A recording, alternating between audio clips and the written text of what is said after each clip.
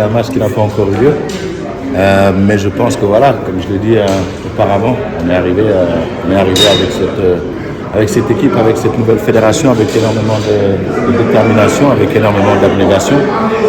Le but pour nous, c'était d'abord dans un premier temps de bien figurer sur les matchs de groupe, avec différents objectifs. Le premier objectif, c'était d'abord de nous qualifier. Et puis ensuite, le deuxième objectif, c'était de terminer premier de notre groupe pour rester dans nos bases sur lesquelles on a déjà pris nos habitudes. Ensuite, on a eu ces deux premiers objectifs qui ont été atteints. Et le troisième, c'était de nous qualifier contre le Soudan, chose qui a été faite et d'une très belle manière. Et maintenant, nous sommes focalisés sur le prochain match contre l'équipe du Mali, les Aigles du Mali. Ce ne sera pas facile. Je pense que voilà, en tout cas, on essaie de mettre tous nos atouts, que ce soit la fédération, que ce soit le sélectionneur et bien entendu les acteurs, les joueurs sur le terrain. On connaît la qualité de jeu de cette équipe malienne pour laquelle on a énormément de respect. Mais comme on le dit, nous, on prend tout le monde avec énormément de respect. Nous ne sommes pas des outsiders, vrai est-il, mais nous sommes peut-être des favoris, mais nous sommes des favoris humbles, nous sommes des favoris réfléchis, nous sommes des favoris déterminés. Et sur ça, nous allons essayer de faire le maximum pour essayer de passer sur notre prochain objectif. Vu les précédentes prestations des Lions, peut-être le comportement pour remporter cette Le comportement, je pense que les résultats parlent d'elles-mêmes, les qualifications parlent d'elles-mêmes. On gagne, on avance. Après, bien sûr, il y a toujours, comme je le dis, dans le football, dans le monde du football, on partage la même passion, mais on n'aborde pas les choses de la même manière. Un président de club ou de fédération n'aborde pas le match de la même manière que son sélectionneur. Le sélectionneur ne l'aborde pas de la même manière que les acteurs, les joueurs. Donc voilà, nous sommes des compétiteurs dans l'ensemble, dans l'entièreté. Donc pour nous, le plus important, c'est vraiment la finalité du match. Et la finalité du match, c'est de toujours passer le prochain palier. Je ne pense pas que vous seriez d'accord si on produisait, si vous voyez une équipe à laquelle vous supportez à base de petits ponts, de grands ponts, de sombreros et tout, et de finalement perdre. Et d'autres équipes, on a vu José Mourinho gagner la Champions League en ayant peut-être pas produit le plus beau des jeux. Nous, pour l'instant, on marque, on encaisse très très très peu. Donc voilà, c'est ça l'objectif du football, c'est de ne pas encaisser et de marquer plus que son adversaire. Jusqu'à présent, je pense que les choses se passent bien. Justement, l'équipe adversaire, l'équipe du Mali ne joue pas le plus beau du football. Le plus beau du football d'ailleurs. Mais ça, c'est vous qui le dites, hein? Oui, mais ils créent, c'est eux-mêmes. Ok. Et ils créent souvent des difficultés à leur adversaire, surtout en bloc bas.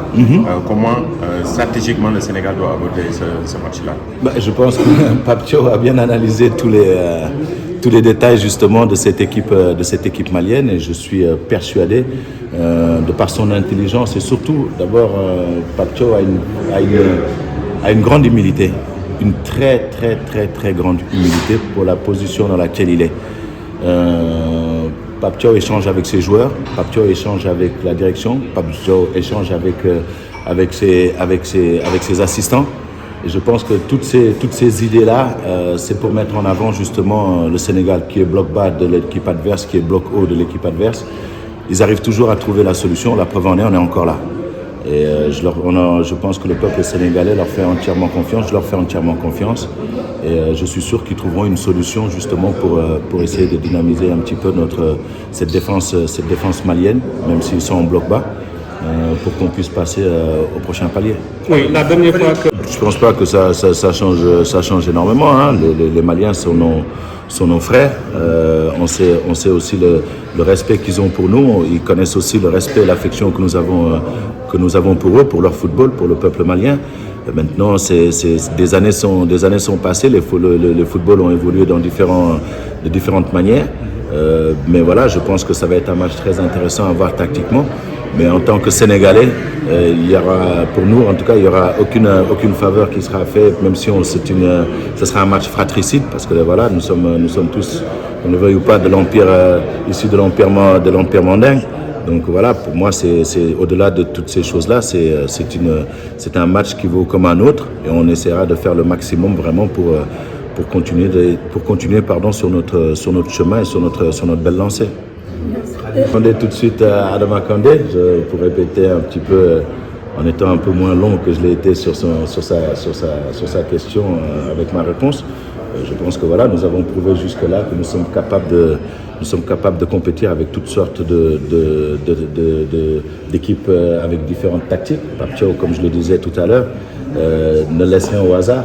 Je pense qu'il analyse les moindres détails et comme je le disais, il n'est pas seul. Il échange avec ses joueurs, avec ses leaders, mais il échange aussi surtout avec ses assistants. Et donc voilà, c'est toujours à nous de trouver la solution. Et jusqu'à présent, je pense que la plupart des matchs que nous avons faits, que Pape Thiaw a montré, nous avons toujours trouvé la solution en notre faveur. Je pense que ta question, elle est un peu... Il y a certains favoris quand même sont présents. Ouais, les favoris sont présents et je pense que voilà, c'est une très bonne chose. La hiérarchie est respectée. Mais j'aime à dire ce que disait effectivement mon jeune frère Sadio, c'est que le football est quelque chose de très compliqué et c'est pas souvent ceux qui jouent le mieux ou ceux qu'on donne favoris qui gagnent. Pour l'instant, nous en tout cas, nous avons passé notre palier. Et maintenant, on attend les autres favoris de faire leur part du boulot. Mais nous, en tout cas, nous, on est focus sur nous-mêmes. Ce qui nous intéresse, nous, c'est le Mali. Les autres favoris, tant mieux pour eux s'ils continuent à avancer aussi. Nous, on fait aussi partie des favoris, on essaie d'avancer. Pour l'instant, on est vraiment focalisé sur le Mali et on se soucie peu des autres équipes, en leur donnant tout le respect qu'on leur doit, bien entendu. Mais pour l'instant, nous, la seule chose qui nous importe, c'est le Sénégal et le Sénégal REC. Qu'est-ce que ça vous apporte en tant que fédéral de rester à Tanger jusqu'en demi-finale en matière de gestion? Moi, en tant que fédéral, ça ne change pas beaucoup à ma vie parce que je ne suis pas sur le terrain. Mais quand on est compétiteur, quand on est footballeur, c'est vrai que quand on a pris déjà des assises au niveau du terrain, au niveau du stade, la conjoncture du terrain, même s'il semble être la même, c'est jamais la même chose selon les villes et les stades dans lesquels vous vous déplacez.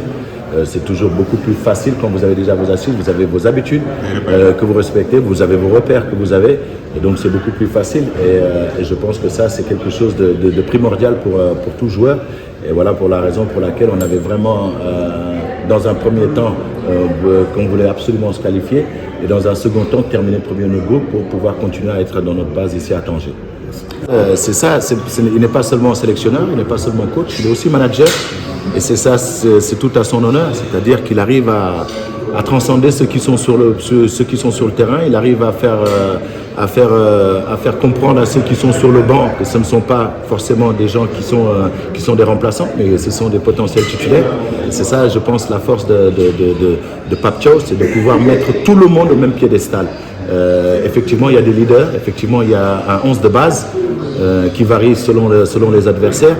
Mais c'est un effectif qu'il a, c'est tout un groupe qu'il a et on a pu voir qu'il a compté sur tout le monde jusqu'à présent et je pense que c'est ça la force de cette équipe nationale du Sénégal, c'est qu'il y a une profondeur de banc qui est prise en compte, qui est respectée et ça le sélectionneur le fait d'une manière vraiment très très intelligente et avec énormément de lucidité.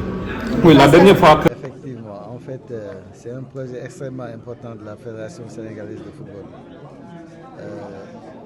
Nous, sur le plan des performances sportives, je pense que tout le monde reconnaît quand même les avancées de la Fédération avec l'équipe nationale. Mais sur le plan de la gouvernance, nous sommes un peu en retard. Et c'est pourquoi nous voulons vraiment opérer cette transformation numérique de la Fédération sénégalaise de football et aussi sa modernisation. Et cette modernisation aussi concerne l'ensemble de ces structures. C'est-à-dire qu'il faut revoir tout le fonctionnement de la fédération jusqu'au livre et revoir les interactions entre la fédération et ses organes et ses partenaires.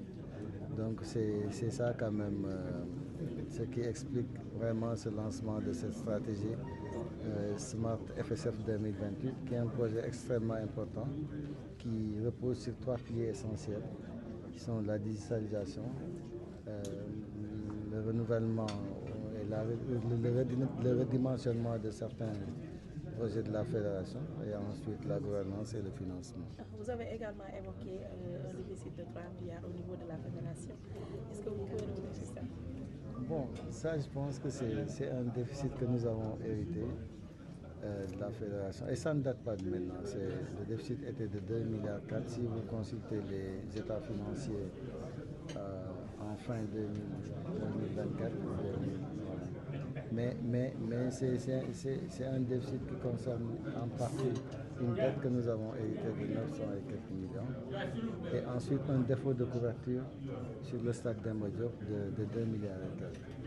Voilà. Justement, sur le stade Demba Diop, qu'en est-il exactement présentement? Bon, le projet est en cours. Donc nous avons négocié avec la FIFA pour qu'il y ait un accompagnement aussi de sa part, parce qu'on n'a pas quand même les moyens de financer ce déficit pour le moment. Mais on a voulu aussi profiter de cette occasion pour lancer la deuxième phase, voilà, du projet du stade Demba Diop. Et c'est ce qui va nous permettre quand même de redimensionner le projet et aussi de trouver d'autres sources de financement. Voilà, et ça, je pense qu'au-delà du stade aussi Demba Diop, il est prévu de faire la même chose au niveau du stade Maniang Soumaré, qui est un actif de la fédération, et aussi du centre de Kéréo.